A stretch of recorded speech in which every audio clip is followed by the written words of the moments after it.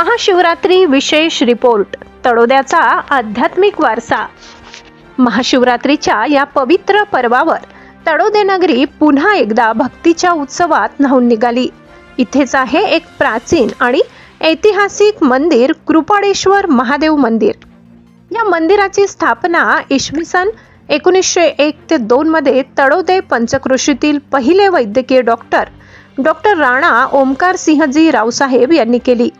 हे वैद्यक शास्त्रज्ञ, फार्माकोलॉजिस्ट आणि विषय शास्त्रज्ञ असूनही अतिशय धार्मिक वृत्तीचे, भगवान महादेवाचे अखंड भक्त होते.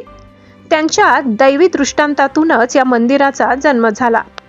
तळोद्याच्या मातीला इथल्या सर्पदंशग्रस्तांना, गरोदर मातांना आणि लहान बालकांना महादेवाची कृपा लाभावी या पवित्र उद्देशाने त्यांनी काळ्या पाषाणातील शिवलिंगाची प्रतिष्ठापना केली.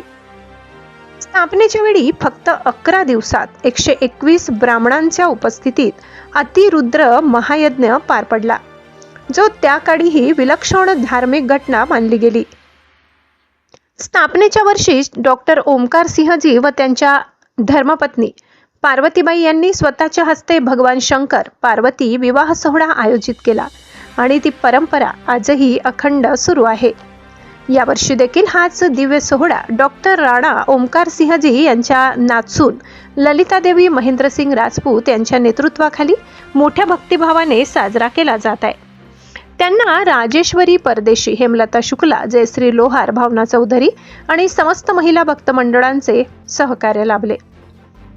कार्यक्रमाचे वेळापत्रक: 13 फेब्रुवारी मेहंदी उत्सव, 14 फेब्रुवारी हळदी समारंभ, 15 फेब्रुवारी शिवशंकरांची वरात आणि शिवपार्वती विवाह सोहळा.